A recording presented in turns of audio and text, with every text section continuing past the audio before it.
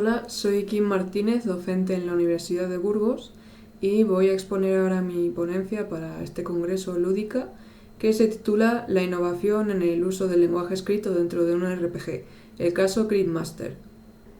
Mi trabajo se centra en el uso del lenguaje escrito en los videojuegos actualmente. Y bueno, es que en la industria, y sobre todo en las últimas 2 décadas, con todo el desarrollo tecnológico que ha ocurrido, básicamente en cualquier tipo de desarrollo lo que hacen es centrarse en que los medios visuales y auditivos tengan la mayor calidad posible, y está aumentada a unos niveles de hiperrealismo en los que apenas se puede ver ya la diferencia. En cambio, mientras que en juegos de hace décadas como las antiguas aventuras conversacionales, en las que desarrollabas la historia en base a comandos de texto, esto solo se hacía porque realmente la tecnología en el momento no daba para más. Pero tal cual ha pasado el tiempo, esto se ha ido perdiendo, y de hecho solo se utiliza el texto pues en algunos artefactos u objetos del entorno que dan información adicional, o en los diálogos cuando realmente el desarrollo del título no tiene un presupuesto que se pueda permitir la locución de cada uno de ellos.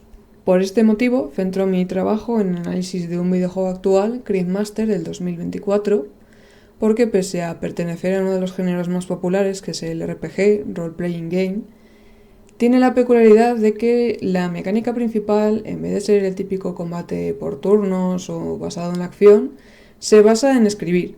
Entonces es una novedad en cuanto por fin al uso del lenguaje escrito en un juego indie que ha triunfado bastante. De modo que el objetivo de esta ponencia es analizar cómo se combinan estas interacciones en el movimiento y en el combate, y cómo se mezcla ese uso del lenguaje con acertijos y con puzzles para ir progresando. Para ello se utiliza la siguiente metodología basada en la teoría de los Game Studies. Hay que definir cuál es la estructura de Gridmaster, empezando pues con cuáles son los conflictos que mueven el juego y qué objetivos se le van planteando al jugador. También hay que analizar cómo se utiliza el espacio y el tiempo en este videojuego, y sobre todo cómo se definen las reglas que permiten esas interacciones con el uso del lenguaje escrito y cómo las mecánicas funcionan en torno a ello. Además, también se verá qué tipo de estructura en el progreso tiene este juego, qué bucles de refuerzo y equilibrio se han metido en la jugabilidad para permitir ese progreso, y si el espacio de posibilidades tiene mucha profundidad.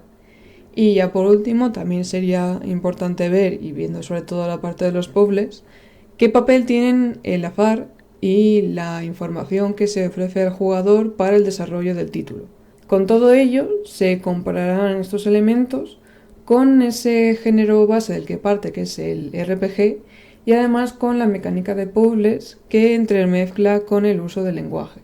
Habiendo analizado el juego, se ve que no solo pertenece al género RPG, sino también a un subgénero dentro de este, que es el Dungeon Crawler, en el que los jugadores tienen que atravesar una mazmorra con un objetivo que está planteado en base a esa progresión en el espacio y en las habilidades. Además, esto, como ya he dicho anteriormente, se combina con los puzzles en los que se basan las mecánicas.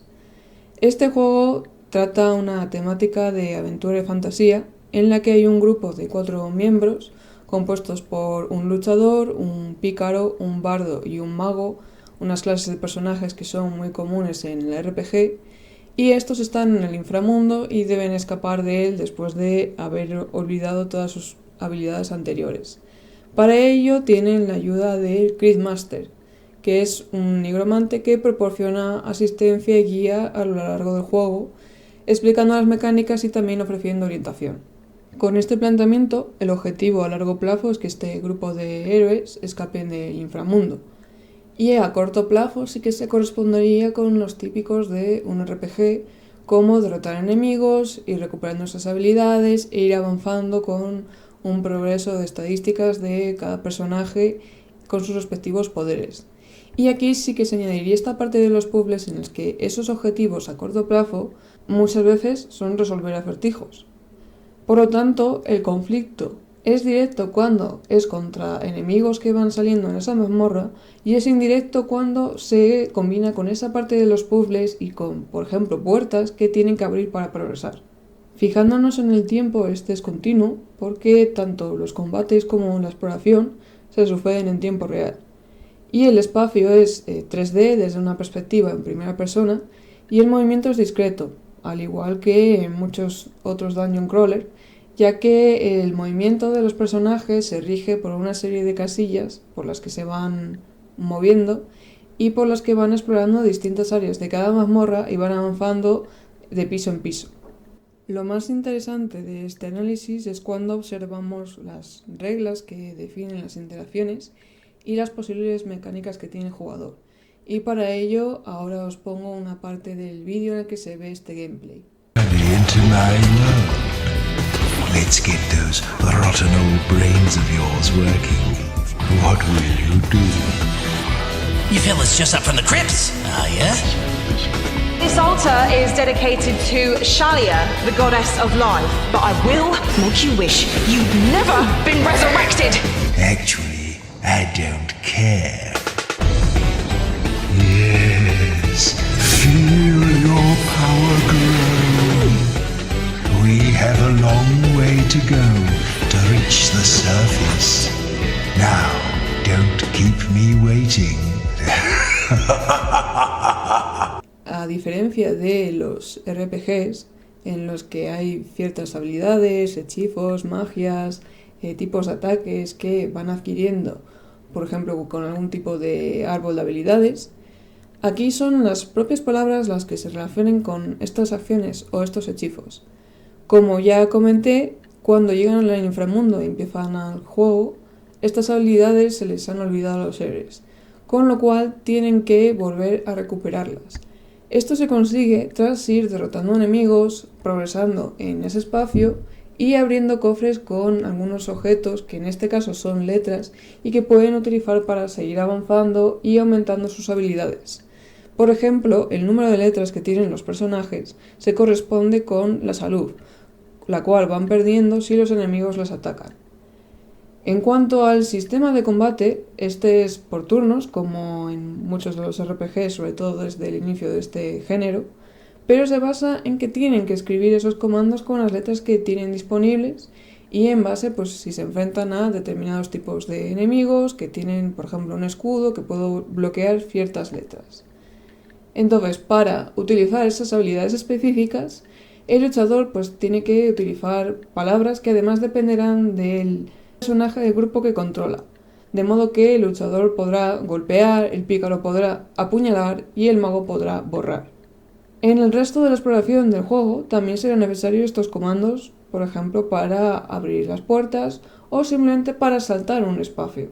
Así vemos que Cryptmaster tiene una estructura no lineal estructurada.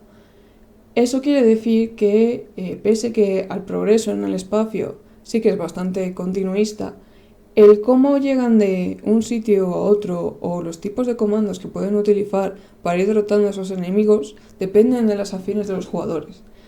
Por ello, la profundidad de este juego radica en esa variedad de palabras en las combinaciones del lenguaje escrito y es lo que le hacen destacar. Además, también vemos estos bucles de refuerzo por los que premian la creatividad, el ingenio que tiene el jugador con las letras y las palabras que tiene disponibles.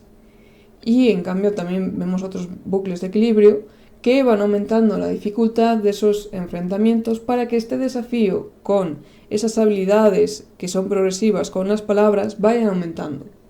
Por último, podemos definir que la información en este título es imperfecta, ya que los jugadores tienen que ir descubriendo estas palabras y que gran parte del desafío mental que requiere este juego es ir descubriendo esas soluciones, explorando y experimentando. Además, también vemos como parte del género Dungeon Crawler afecta a que el azar en la generación de enemigos y eventos es bastante importante y va a afectar a las letras y los recursos que se pueden encontrar los héroes en su camino. Este análisis muestra que, pese a la percepción de la gran mayoría de los jugadores y de la industria, el lenguaje escrito sigue siendo una forma de expresión importante en este medio. Y de hecho, como hemos visto en este juego, se puede utilizar para sus mecánicas principales de una forma muy creativa y que requiere la habilidad del jugador y una progresión constante. Además, no solo eso, el uso de las letras, tanto por parte de los jugadores como por los enemigos y el entorno, aumenta mucho la inmersión y se pone de la misma corriente que el arte que utiliza el juego.